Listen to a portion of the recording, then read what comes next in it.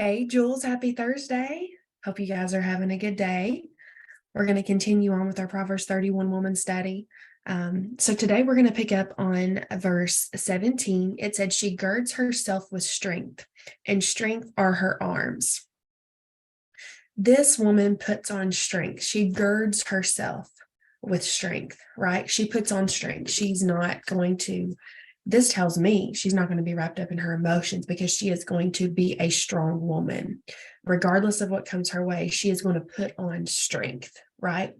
And strengthens her arms. So that tells me she's working your hands, her arms, she's out and about, she's going. Obviously, we know she's doing stuff for her family, she's doing stuff for her community, she's a businesswoman, she's working physically. So she is literally putting on strength, and she is also physically keeping her strength, keeping her body going. And so my commentary just kind of says here, she uses her strength for productive purposes. She wants to be a productive woman in all things, wife, mother, in her community, spiritually, all of the things. It says the idea of girding oneself, setting a strengthening belt around the midsection. It means to get ready for some kind of heroic or difficult action. So she's ready to take on whatever may come her way. She's going to be prepared for that. So she's going to put on her strength. She's not going to lay in bed with the covers over her head, feeling sorry for herself. She's putting on strength for the day, right? It says, she's taking care of her own health and her strength, mentally, physically. She is, getting her healthy exercise. She, even in her mind, she's going to be active. So really good to note there about strength. And the next verse says, she perceives that her merchandise is good. So we know that she is selling things. It talks about how she is a businesswoman. She's selling things. She's doing things. So she perceives that what merchandise she has, what she has in her possession, or what she is selling, it is good. So that interprets to me, before I even really dig deep into a commentary or anything like that, automatically in my spirit tells me what she's giving to others is good. She's honest, she's truthful, and which all goes back to being that virtuous woman of high moral or standard. She's not going to try to cheat somebody or steal from someone with what she's selling in her business or what she's doing in her home. What she's providing and pouring out, it's going to be good, because her merchandise and what comes from her hands is going to be good, right? Because she is a virtuous woman who is a woman of God. She's using wisdom with her merchandise. She's using wisdom with that. My commentary does say here, she takes care to manufacture the best kind of items, and she has a reasonable price on those. She may secure and ready her sale. Her goods are of high reputation. She knows she can sell as much as she can make. She pleases her customers, and she increases her own profits, which that could be physically, like for the business that she has, right? Or whatever she's selling. But also I thought about this just even as like myself, like as what I do in the ministry. Like I want what I'm saying, what comes from me spiritually, spiritual merchandise, let's put it that way, not talking about what I may be selling in my job, what I'm selling in my farm, not outside of that, in the ministry, spiritually, ministering to people. I want my merchandise to be good. I want what comes out of me to be good, to be truthful, to be honest, to be real, to be from my heart, and that people perceive it as good. And I believe, as we talked about yesterday, many layers to the word. They're not just talking about what she's selling, but also spiritually. And it says, and if we go on down, it says, she perceives that her merchandise is good, and her lamp does not go out by night. Right? Oh, this is good. So her wisdom teaches her to buy oil for her lamp. Okay, this is also spiritual, because we know about the three wise and foolish virgins, right? How some had plenty of oil and some did not. And the ones that did not They were asking the ones that did if they could have. No, I have enough for me. I thought about how much it was going to take, how much oil in my lamp it was going to take. So therefore, I don't have enough for you. You should have had enough for yourself. So she thinks about that. And so her oil is not going out. Not only for her home, that she's going to buy enough oil to be in her lamps to light her house for her family. She's thinking ahead again for her home, for her family, but also spiritually. I believe that's got a spiritual meaning to it. She's going to keep her light burning. She's going to make sure she puts enough oil in every single day to keep it burning. She does not want it to go out. She does not want it to get dim. You see, the problem with sometimes what we do is when our oil gets low, then we get really dim. And then sometimes it's all the way shut out. We don't even have any oil. And then we wonder why. Because you didn't get enough oil. You didn't keep putting in. You didn't get up out of the chair when you were supposed to and get in the prayer closet. You didn't get into the word of God because you had too many other things going on. We didn't do this. We didn't do that. We didn't put the oil in our lamps because, see, if I don't put in, I can't pour out. And I've got to constantly be that vessel that is emptying out so more can come.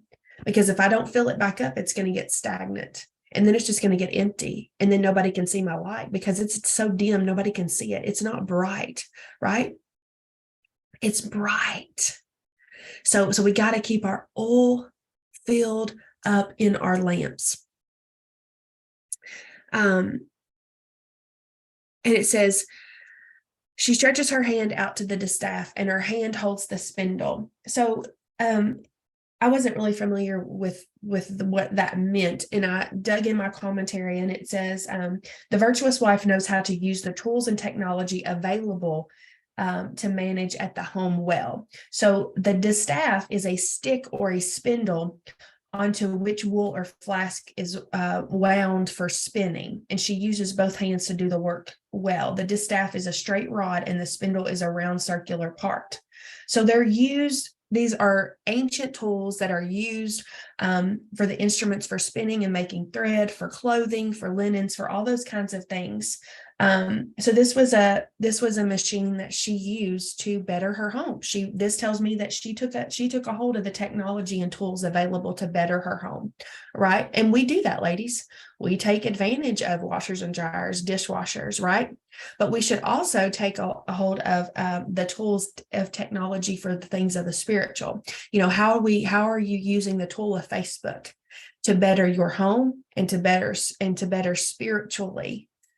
To get the word out and to let your light be shining. So how do you use Facebook? Do you just use it to be nosy and see what's going on? Or do you actually post some stuff that are inspirational and be a light on your Facebook? Someone may be scrolling across their feed and you may post something that someone needed. I've did that before. I've literally needed something and I opened my phone and on Facebook will be this actually happened last week. I can just tell you a prime example. Last Friday morning when I opened Facebook, I saw like 2 or 3 things on my Facebook feed that was exactly what I needed. It was what I needed to hear. It had to do with my current moment. It was just what I needed because somebody else used their technologies and tools to the advantage of the kingdom for the things of the spirit. And it fed me that day and I needed that, right? So how are we using that? You don't have to post every single day about something spiritual. That's not what I'm saying. But how often do you use it as a tool to advance the kingdom, to encourage somebody else, to help somebody else, right? She extends her hand to the poor. Yes, she reaches her hand out to the needy. So this one's pretty self-explanatory. Are you the hands and feet of Jesus? Do you give whenever you know someone needs it, when God's led you to give? This tells me she was a giver. She gave to those who were less fortunate. And because of that, she was blessed. She did not lack. And we see that here. She did not lack because she sowed in. She gave out of her heart. She stretched out her hands to those who needed it, right? She stretched out her hands. She had this also translates that she had compassion on people who were maybe less fortunate or needed something. She wasn't just throwing money to them, but she drew near to them. So when it says she extends her hand and reaches out to them, that goes beyond a financial giving. That tells us that if they needed help she did that with her hands, which goes back to using her arms and strength and physically. So this also backs that up in a physical sense. She would, I'm just throwing out an example here. We don't know. Maybe somebody needed help making something. They were overwhelmed. They did a lot of bread, they made everything back then. Maybe she went and literally helped them make something in their house. Maybe they needed help with their kids. And she said, I'm going to come over and help you so you can get some things done. I need help in my garden. Maybe she went over and stretched her hands to them. Good stuff. Verse 21 says, she is not afraid of snow for her household is clothed with scarlet. Now, this one kind of makes you go like, okay, what does this mean? So when I was studying this, the Lord kind of gave me this. Again, many layers to the word. We all interpret things differently, and that's okay. So her house, she is not afraid of snow for her household. Okay. It doesn't matter what kind of, when we think of snow can hinder things, right? You can't travel. It can, it's cold, even though snow's pretty and, that kind of thing. But really, when you think about it, like snow's kind of like, it's an aggravation because sometimes you can't travel. It's cold. You can't get outside. You can't normally just go do what you need to do because of the weather. It's severe. If it's snowy and slick, people can fall. So it kind of comes as it's kind of like, it's not it's kind of not a trouble, but it is an inconvenience. We all like a snow around Christmas, and that's fine and dandy, but then it's like January 1, it's like, let's hit spring. So those snows after January 1, or at least for me, it's like, this is an inconvenience because it hinders my husband from working. If you have a farm, you would understand what it's like to deal with snow and ice and freezing cold temperatures, doing farm work, and driving on the road, just getting out of the house. Like, it's so cold. You just want to sit under a blanket, right? So even though things may come over her house that may be an inconvenience, even though there may be snowstorms that come and try to cover her house, cover up, because snow covers up stuff, right? Like if you have anything laying in the yard and we have enough snow, it will cover it up where you can't see it. So if something tries to cover her house or be like a snowstorm, her house is clothed with scarlet. What color is scarlet? Scarlet is red. So her house is covered by the blood of Jesus, right? Her house has a vibrant color to it. It will not be covered up by snow, because even if you have, let's just say, for example, like a red flower pot, okay, and it snows enough and it covers that flower pot, okay, even though it may cover that, it's a vibrant color. It's still going to be seen. So her house is still going to be seen, even if something covers it, right?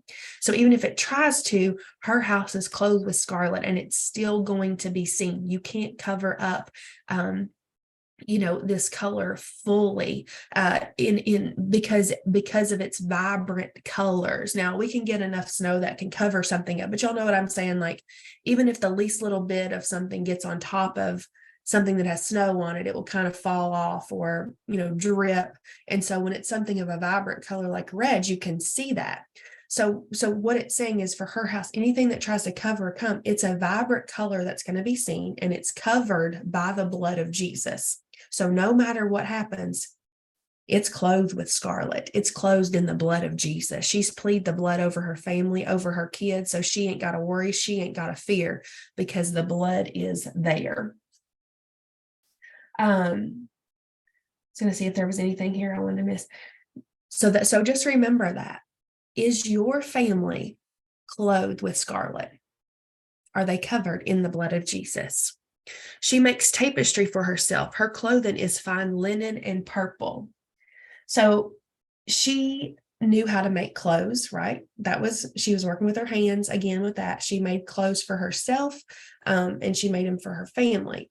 Her clothes is a fine linen and purple. Okay, so let's see here what our commentary says. With God's blessing on her wisdom and diligence, the virtuous wife makes good things for herself and enjoys personal marks of God's blessing on her family. So she was able to make something for herself. And the fine linen part, she was able to make something nice for herself.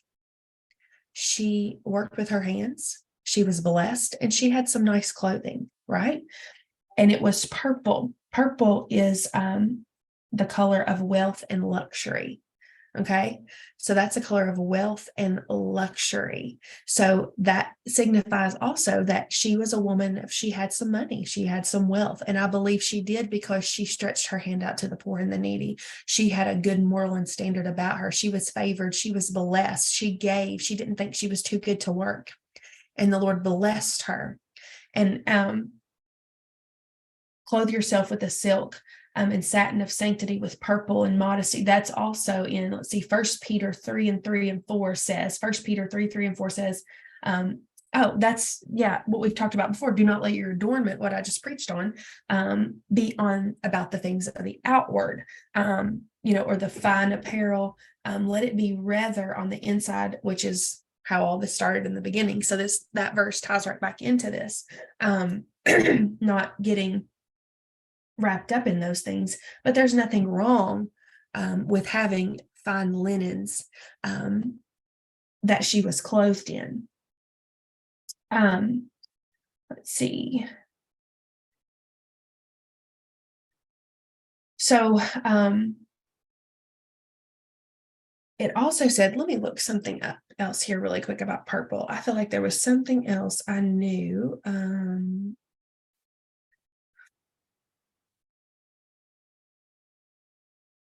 There's something else I wanted to note about purple.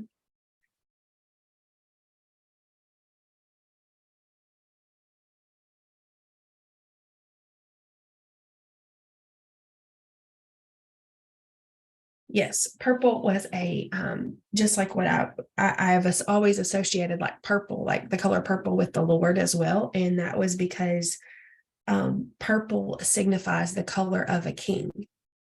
So, and I think it said something on here that purple was also associated with wealth and luxury, but it also represents the color of a king. So purple is also, I've always associated like as one of the Lord's, like the Lord's colors, because he is the King of Kings and Lord of Lords. And so that can also be something that we can associate that with. She put on the Lord's color, right? She picked purple out of all the colors. She picked purple. That is also spiritual to me. So then we go on to the next one. It says, her husband is known in the gates when he sits among the elders of the land. So her husband was well known. He was probably some kind of, he was in an office of respect. We don't know what he was exactly, but it says her husband is known in the gate. So it says he was, and her husband is esteemed and honored among the elders of the land. So among the people, her husband was respected, and obviously she was respected. And it says the virtuous wife sees such a blessing on her family. She sees the blessing on her family. And one thing that I find is funny, even though her husband, it sounds like he was prestigious, she still did all the things. She wasn't setting like, she was some queen that sat in her home and didn't do anything. This woman, even though her husband, sat at the gates, he's known at the gates where he sits among the elders of the land. She was out doing stuff, helping the poor. She might have been going, let's just talk, like real day talk. She might have been going to the jail. She might have been going to the outreach. She might have been going to the homeless shelter. She might have been working out in the farm, working out in the fields. Well, she was working in the fields. She was planting a vineyard. She was still a businesswoman, even though her husband had his own thing going. She was still taking care of her kids. She was still doing all of these things. So she didn't think of herself as highly. She thought of herself as just nobody special, but she was going to use what God had given her and be virtuous while she was doing it. Okay.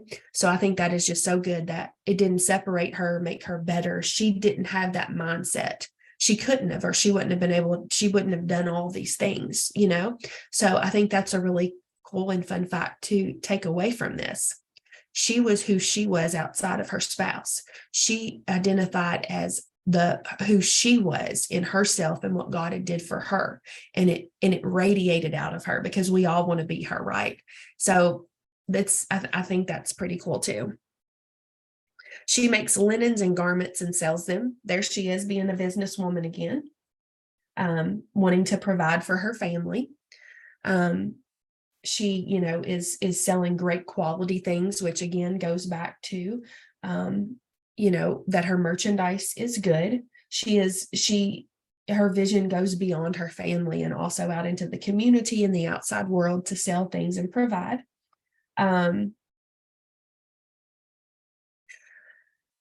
It says, 25. Now, this is one of all of our favorite verses that we all know, right? Strength and honor are her clothing.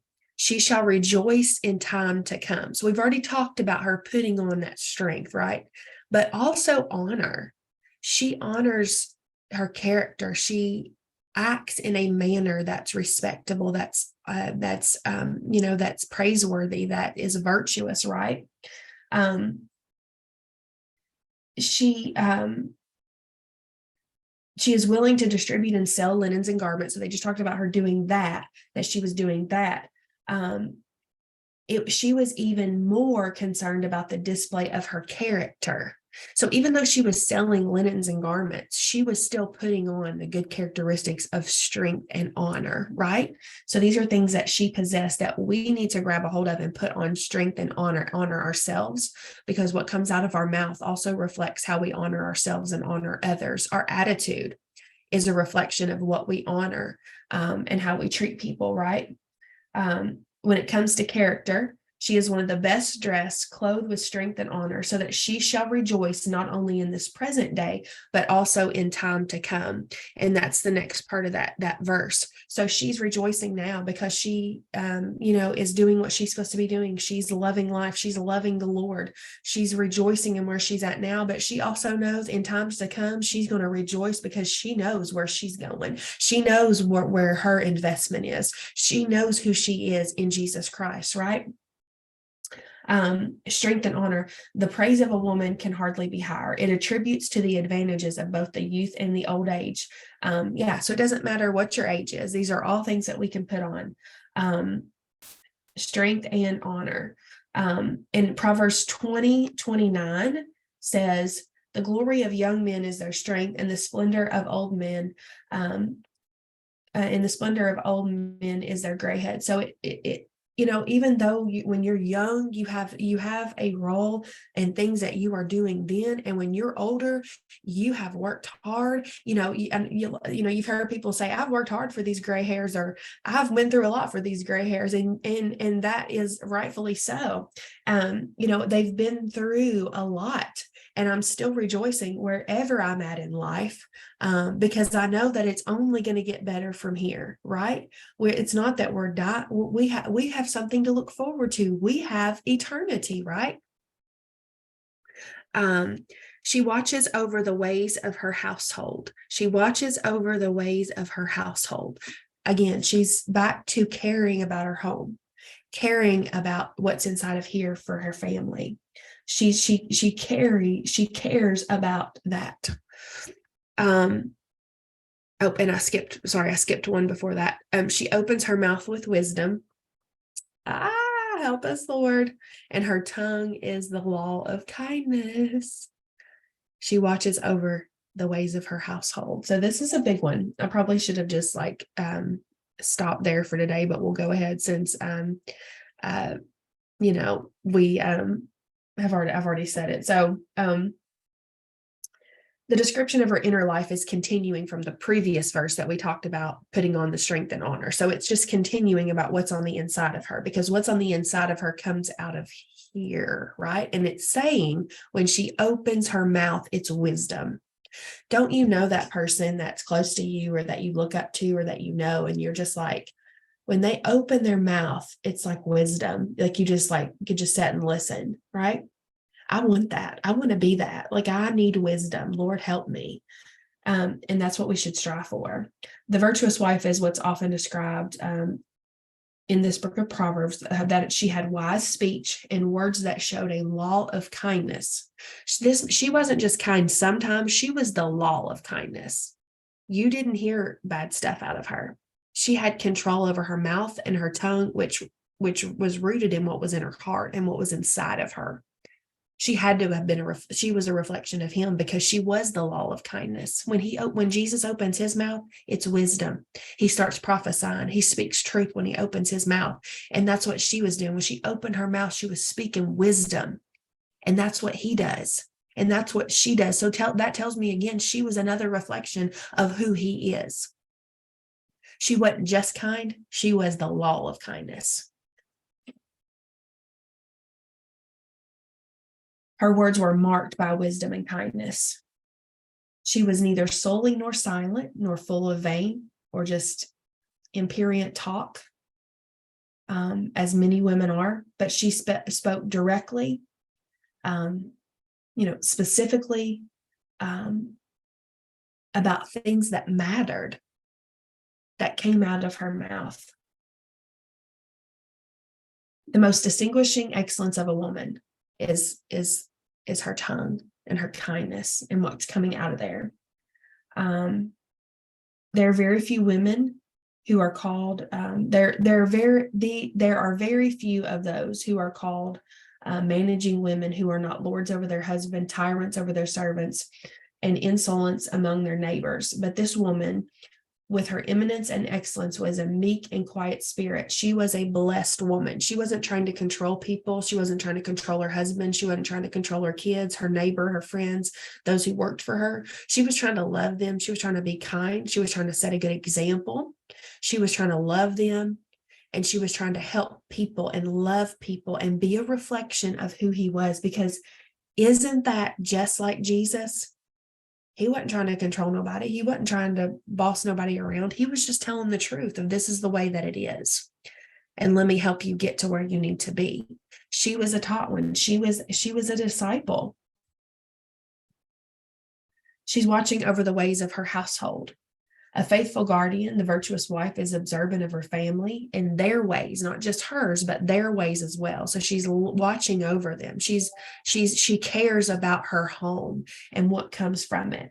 She has an eye on everything. She's got an eye on her business, her home, her family, herself, her servants, the maid servants. Remember we talked about the maid servants? And she is, wants them to help grow in godliness as well as herself. As well as she grows, she wants to see growth in them if she's watching over the ways of them, right? She's looking, not in a way of, I want to see you mess up, but this woman is looking in a way to let me help and guide, because she can't be doing it in a mean way, because it just said that that she was the law of kindness. So no matter what, she was kind. So we know that. So she was able to do it in a way with kindness. Lord, let us as women, wives, mothers, spiritual mothers, daughters, aunts, whatever, be able to help people, watch over our families and those that we love, but do it with kindness, do it with wisdom, with things that come out of our mouth that are helpful and nice to other people, right? And one thing that I think we really trip up with as women is we have a hard time sometimes where we think because someone didn't respond to us the way that we thought, we automatically perceive like, well, what's their problem? Well, maybe they didn't have a problem. Maybe you actually had the problem. And they were just like a little more quiet because they thought you were. Do you see how twisted that gets? And that happens all the time, right? Or maybe you weren't so friendly or bubbly, and they interpreted that the wrong way. And then they thought you were being rude to them when you honestly weren't being rude, but you just walked out of the house, like fighting with your husband. And that's why your like persona is like totally off. It didn't have anything to do with them, but they thought it did. And see how we get like that? I've been guilty of it many times, right? But we do that. So let's try to shake off this thing with like, oh, well, they were rude, or they had a bad attitude towards me, or what's her problem? Well, you never know. Maybe they just got out of the doctors and got a bad report. Maybe they're just having a bad day, but we need to be who we want to be treated like, regardless of what that person is doing. We have to do better at that, women, because we are like super more emotional than men. And sometimes like me being rude or me having an attitude because I thought you had an attitude, then that caused you to have an attitude when you really didn't have one, but I thought there was something wrong. So I'm the one that started that. And then now we're both kind of like against each other. Do you see what I'm saying? Like how stupid that is and how silly it gets. And it happens all the time. And it's a lack of communication, right? You know what I'm saying? And that happens so easily. There have been many times people have said, like, well, Deandra, you had this look on your face today. And I was like, huh? I was like, what are you? They're like, well, you just seemed like you were like, I was like, huh? I didn't even know. I didn't even have a clue what they were talking about. Like, I don't know what I was doing. Who knows what I didn't, there wasn't anything wrong. I didn't mean to do that. You know what I mean? That happens a lot. And one day, like Chad and I had this big fight, and then I had to go get on a Zoom meeting with my boss. And I thought the Zoom meeting, like we were observing like a meeting or whatever, and we just had like some chit chat and some small talk before the meeting. And I was a little bit tired that day, but not like, I was a little bit tired. And I thought I was talking. I didn't think there was anything wrong with me. Like I didn't see, like I was talking to her and being nice. I didn't see anything wrong. But about an hour later, she was like, are you okay? She's like, I hope I didn't do anything to you. She was like, you just seemed like you weren't yourself today. And I just want to make sure I didn't do anything to upset you or something. I just was checking on you. And I was like, see what I'm saying? Like, I was like, oh my goodness. Like, I thought I carried on a conversation and I thought I was like, acted fine. But obviously I wasn't okay. Obviously I had just got off a huge fight with my husband, and then I had to go like try to put on my face for the Zoom, and I was tired. But later I was like, oh, I guarantee you she was picking up on me just being like not right because of that. So we let so many things like, affect us sometimes. So that's why it's important not to get wrapped up in what someone might put off or perceive. Right? We have to look past that pettiness, ladies. We don't have time for that. We don't have time for that kind of stuff. So, that's why we got to be kind no matter what. And it's so hard when people are rude or you think they're rude. And then, I've did that before. Like, even my mom, like, what's your problem? And she's like, nothing's my problem. Why do you have a problem? I'm like, I don't have a problem. Like, but I automatically thought she had a problem. And she's like, no, I don't have a problem. Like, how silly that is. And then sometimes those things can happen. And sometimes we're just like on edge anyways. You ever been just like on edge? Like the enemy comes to deceive you and he's like, that person's mad at you. And then if you're an overthinker like me, you're like, oh, well, wonder what I did. What was the last thing I said to them? Oh, I didn't say anything. I don't know why they'd be mad at me. And then you're like, oh, then in your mind, they're mad at me. So then you like walk by them and you don't even speak to them. And then they're like, wonder why she didn't speak to me. And then they're like, well, she's mad at me. And then two people are mad at each other over a plot of deception from the enemy because you missed your law of kindness. See how twisted that is? And see how the enemy does it. And he's done it in the church. He loves to do it in the church, right?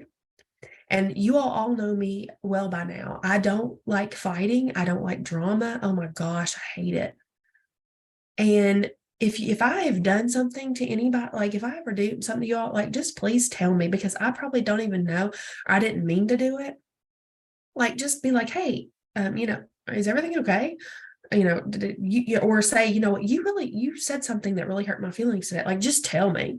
That's how I was raised. That's how me and my mom have always been. Like, we get it out and we move on, and so, you know, we don't have time to miss kindness. We don't have time to miss wisdom over the petty stuff that the enemy will try to plant in our minds, right? And I don't know where that came from today. It was off the rails of what I'm talking about. Not really, because we're talking about the law of kindness and treating people the way you want to be treated, regardless of how they treat you.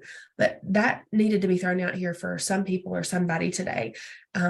Don't miss your opportunity to be kind because you've interpreted something wrong from somebody else who was going through something, who didn't intentionally mean to offend you, right? So we got to get out of this walking in offense, because we don't have time for that. But what the enemy does come to do is he's come to separate you from your people, from the church. He wants to isolate you. You can stay at home. You don't need to go. Yeah, you do need to go.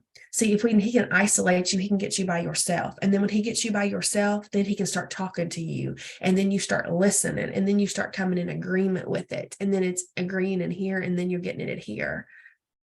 Come on. That's how fast and how quick it happens. That's why this day and this time, why when I preached on deception a couple of months ago, it was a preemptive word, because let me tell you, that was before the outpouring came to the United States of America that we're experiencing right now, and that's we are transformed and we are not going back, right? It was a preemptive word because I have found a few different situations of deception where the enemy has tried to deceive me. He don't want me to be in this place that I'm in. He's going to try to deceive me, but I've got enough sense, and I've got that in my mind where I'm having knowing that this is not from the Lord. This is a form of deception, that where he has come to kill, steal, and destroy, right? So we got to be smart enough in this day and this time where we're walking closer, where we're doing more. We got to be watchful. We got to be eagle-eyed, women. If you went to Bridal Line, you know what I'm talking about last year. We got to be eagle-eyed, right? And know when something is trying to deceive us and not fall into that trap. So I'm going to stop there for today.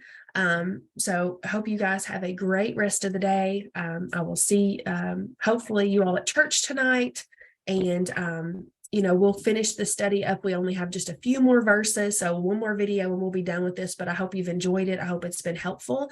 I hope it's really helped us all to take a look and try to be this and apply it in our everyday lives and at home, and be the best woman that we can be in Jesus, right? And reflect that and be that, and have our lamps burning with oil, right? So you guys have a great rest of the day. Love you all. Take care.